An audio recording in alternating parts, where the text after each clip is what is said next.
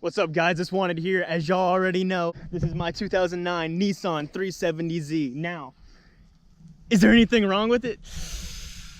Maybe a little, but we'll get to that here in a second. So today we're going to talk about a story, actually, and it kind of sucks. So here's how the story goes. It involves me being like, oh, it's so hard to change my oil.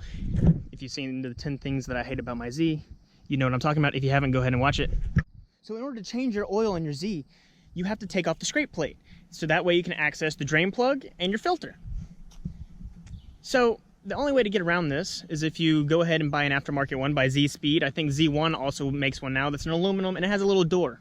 So then that way you can drain your oil out and you can change your filter. Make it easier without taking off the whole scrape plate. But I didn't have one of those. So you have to take the whole thing off. And that sucks.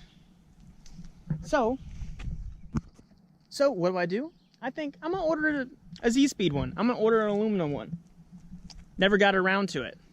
But you know what I did have to do? I had to change my oil a couple times because I change it about every 3,000 miles, as you're kind of supposed to. But so, honestly, I got lazy. I got tired of taking on and off that scrape plate, and it just was getting on my nerves. So you know what I did? I took it off.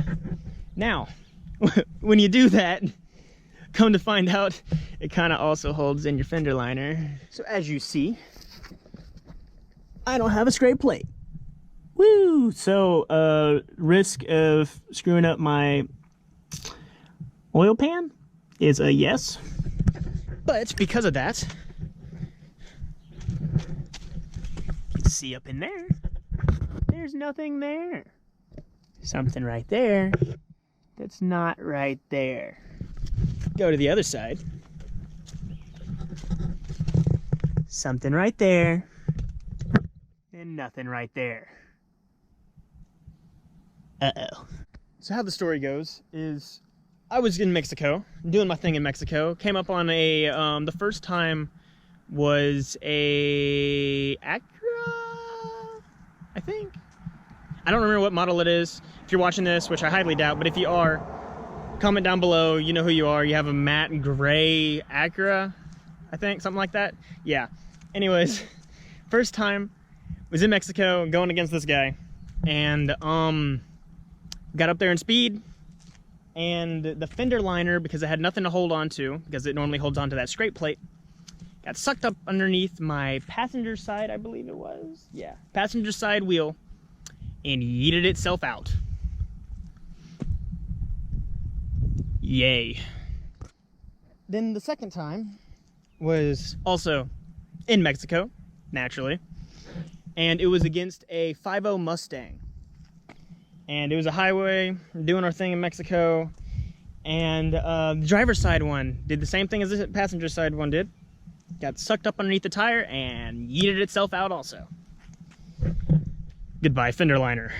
Moral of the story: if you have a 370Z of any year, make or model, you might not want to completely take that off if you're not prepared the consequences of possibly pulling your fender liner out if you're going to Mexico. Now for me, it's not that big of a deal because aftermarket fenders possibly on the way, and I can't run fender liner with those because of how they're made, and we won't get into that. You'll eventually see it. But so it's not that big of a deal for me. And then different bumpers and going from there. And I don't believe it's possible to run the scrape plate without the fenders, or the aluminum one anyways. I messaged Z1 Motorsports trying to find out if it is possible, but I don't know if it is or not because it does hold on to the fender liner, which is no longer there on my car. But you know, we'll just have to see. But yeah, that's the story of how I ripped out my fender liner. Yay. All right, so that's going to be it for this story video. Please leave a like, comment, and subscribe if you haven't already. And remember, take it easy.